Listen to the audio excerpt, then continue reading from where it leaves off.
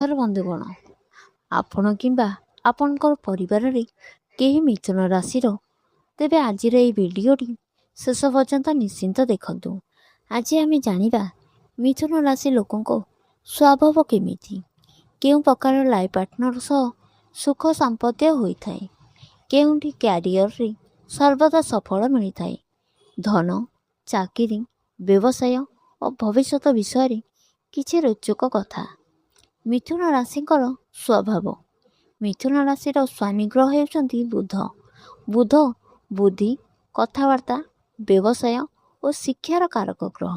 ସେଥିପାଇଁ ମିଥୁନ ରାଶିର ବ୍ୟକ୍ତିମାନେ ବୁଦ୍ଧିମାନ, ଚତୁର, ମିଶାଣିଆ, ନୂଆ କଥା ଶିଖିବାରେ ଆଗ୍ରହୀ, ସମସ୍ୟାର ସମାଧାନ କରିବାରେ ପାରଙ୍ଗମ, ହେଲେ ବେଳେବେଳେ ଅଧିକ ଚିନ୍ତା କରିବା, ନିଷ୍ପତ୍ତି ବଦଳାଇବା ଏବଂ ଅସ୍ଥିର ମନ ଏମାନଙ୍କ ଦୁର୍ବଳ ହୋଇଥାଏ। ଲାଇଫ୍ ପାର୍ଟନର କେମିତି ହେବ? ମିଥୁନ ରାଶିର ଲୋକମାନେ ଏମିତି ସାଥୀ ପସନ୍ଦ କରନ୍ତି, ବୁଦ୍ଧିମାନ, ଭଲ କଥାବାର୍ତ୍ତା କରୁଥିବା, ବୁଝିପାରୁଥିବା, ସହଯୋଗୀ, ସକାରାତ୍ମକ ଚିନ୍ତାଧାରା। ସମ୍ପର୍କରେ ବିଶ୍ୱାସ ଓ ଖୋଲା ମନର କଥାବାର୍ତ୍ତା ରଖିଲେ ଦାମ୍ପତ୍ୟ ଜୀବନ ଅଧିକ ସୁଖମୟ ହୋଇପାରେ। କେବଳ ରାଶି ଆଧାର କାହାର ବିବାହ ଜୀବନରେ କିମ୍ବା ସାଥୀ ବିଷୟରେ ନିଶ୍ଚିତ କରାଯାଇପାରେ ନାହିଁ। ସମ୍ପୂର୍ଣ୍ଣ ଜନ୍ମକୁଣ୍ଡଳୀ ଓ ବ୍ୟକ୍ତିଗତ ପରିସ୍ଥିତି ମଧ୍ୟ ଗୁରୁତ୍ୱପୂର୍ଣ୍ଣ। କେଉଁ କ୍ୟାରିୟରରେ ସଫଳତା ପାଇବେ?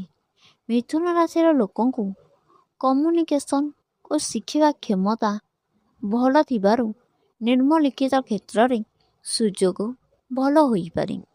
ଶିକ୍ଷକ କିମ୍ବା ଟ୍ରେନର, ସାମ୍ବାଦିକ ଓ ମିଡ଼ିଆ, ଡିଜିଟାଲ ମାର୍କେଟିଂ, କଣ୍ଟେଣ୍ଟ ୟୁଟ୍ୟୁବର, ସେଲ୍ସମ୍ୟାନ୍, ବ୍ୟବସାୟ, ଲେଖାଲେଖି, IT ଓ ସଫ୍ଟୱେର୍ କ୍ଷେତ୍ର, ପବ୍ଲିକ୍ ରିଲେସନ୍, କଷ୍ଟମର ସର୍ଭିସ୍। ସଫଳତା ପାଇଁ ଗୋଟିଏ କାମରେ ଧ୍ୟାନ ଦେଇ ନିରନ୍ତର ପରିଶ୍ରମ କରିବା ଅତ୍ୟନ୍ତ ଜରୁରୀ। ଧନ ଓ ଆର୍ଥିକ ସ୍ଥିତି। ମିଥୁନ ରାଶିର ଲୋକମାନେ ଭଲ ଆୟ କରିବାର କ୍ଷମତା ରଖନ୍ତି, କିନ୍ତୁ ଯଦି ଅନାବଶ୍ୟକ ଖର୍ଚ୍ଚରୁ ନିୟନ୍ତ୍ରଣ କରନ୍ତି ଓ ସଞ୍ଚୟରେ ଧ୍ୟାନ ଦିଅନ୍ତି, ତେବେ ଦୀର୍ଘ ସମୟରେ ଆର୍ଥିକ ସ୍ଥିତି ମଧ୍ୟ ମଜବୁତ ହୋଇପାରେ। ପ୍ରେମ ଓ ବିବାହ। ପ୍ରେମରେ ମିଥୁନ ରାଶିର ଲୋକମାନେ ଖୁସି ମିଜାଜ ଓ ଯତ୍ନଶୀଳ ହୋଇଥାନ୍ତି, କିନ୍ତୁ ଭୁଲ ବୁଝାବୁଝି ଏଡ଼ାଇବା ପାଇଁ ସମୟ ସମୟରେ ଖୋଲା ମନରେ କଥାବାର୍ତ୍ତା କରିବା ଉପକାରୀ। ସଫଳ ଜୀବନର 5ଟି ପରାମର୍ଶ। ଗୋଟିଏ ଲକ୍ଷ୍ୟ ନିର୍ଦ୍ଧାରଣ କରନ୍ତୁ।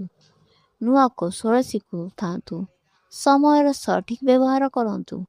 ଅନାବଶ୍ୟକ ଖର୍ଚ୍ଚ କମାନ୍ତୁ। ସକାରାତ୍ମକ ଚିନ୍ତାଧାରା କରନ୍ତୁ। ବନ୍ଧୁଗଣ, ମିଥୁନ ରାଶିର ଲୋକଙ୍କ ମଧ୍ୟରେ ବୁଦ୍ଧି, ସୃଜନଶୀଳତା ଓ ଯୋଗାଯୋଗ କ୍ଷମତା ଭଳି ଅନେକ ଶକ୍ତି ରହିଥାଏ। ସେଗୁଡ଼ିକୁ ଠିକ୍ ଭାବରେ ବ୍ୟବହାର କଲେ ଶିକ୍ଷା, କ୍ୟାରିୟର ଓ ବୃତ୍ତିଗତ ଜୀବନରେ ଭଲ ଅଗ୍ରଗତି କରିପାରନ୍ତି। ଯଦି ଏ ଭିଡ଼ିଓଟି ଆପଣଙ୍କୁ ଭଲ ଲାଗିଥାଏ, ତେବେ ଭିଡ଼ିଓକୁ ଲାଇକ୍ କରନ୍ତୁ, ଚ୍ୟାନେଲକୁ ସବସ୍କ୍ରାଇବ୍ କରନ୍ତୁ ଓ ବେଲ୍ ଆଇକନକୁ ଦବାଇ ରଖନ୍ତୁ।